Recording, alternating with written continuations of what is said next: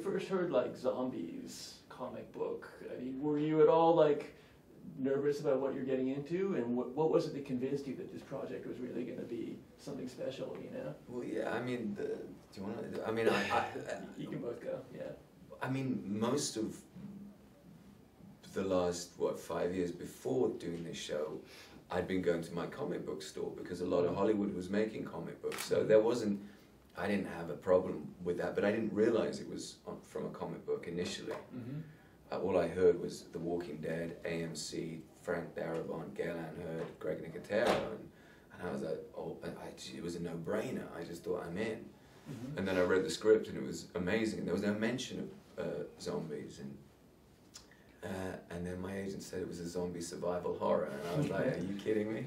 I've been doing this for 18 years, and it's zombies now.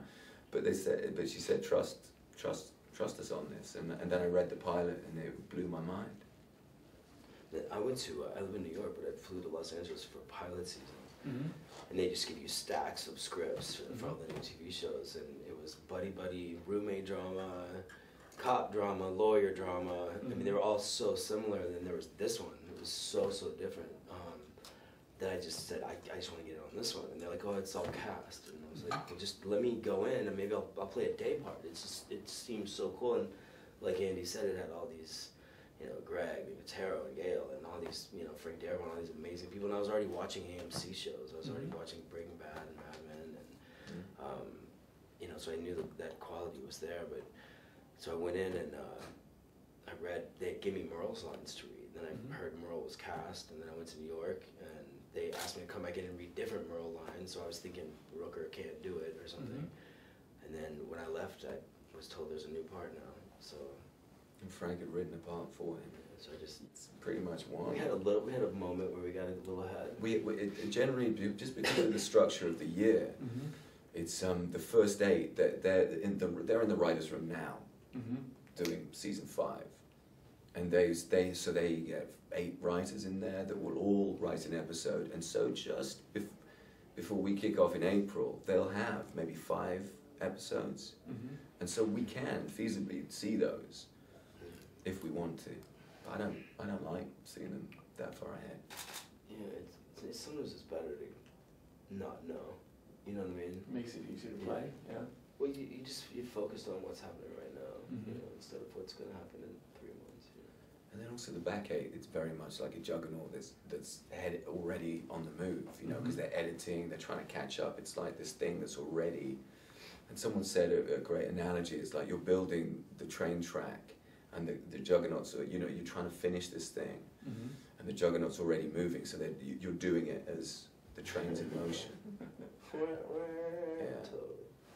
And I've heard this from a bunch of people, and I was wondering, has it ever happened to either of you, where you have a dream where you're...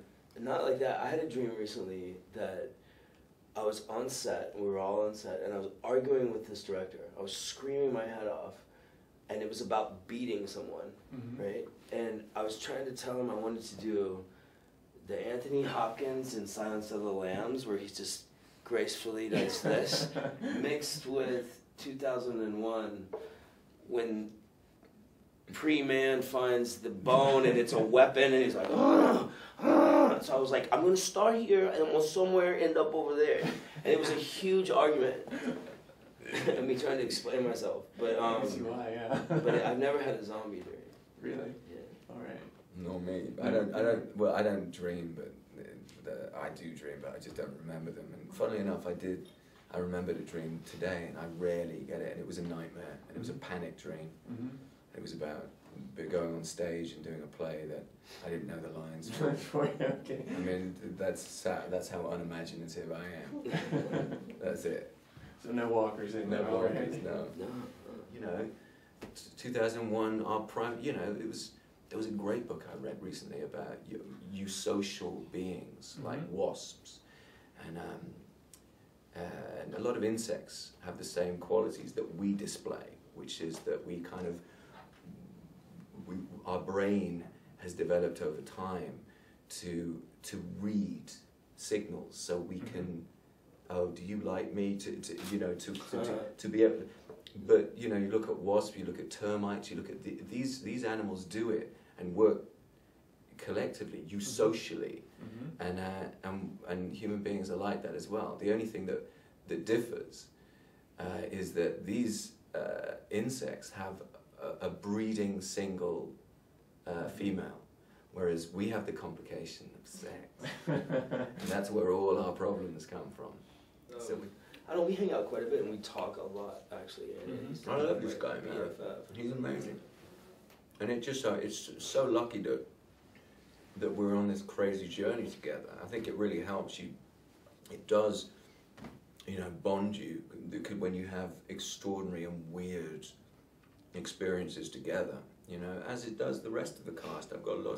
We've got a really tight unit down there, and it's not made up. I mean, I think a lot of it's to do with the fact we're inhabiting this world. It's about pulling together. It's definitely earned. It's not by accident. Oh yeah, he's cool as funk, this guy, man.